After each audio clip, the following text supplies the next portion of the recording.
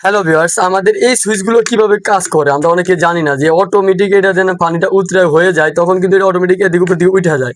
তো এটা কিভাবে উঠে আপনাদেরকে দেখায়, যেমন এটার ভিতরে কিন্তু এই সুইচগুলো থাকে, ঠিক আছে? এই যে এরকম সুইচগুলো থাকে, আমরা এটা পাশে রাখলাম। যেমন এটা কিভাবে কাজ করে আপনাদেরকে দেখাই।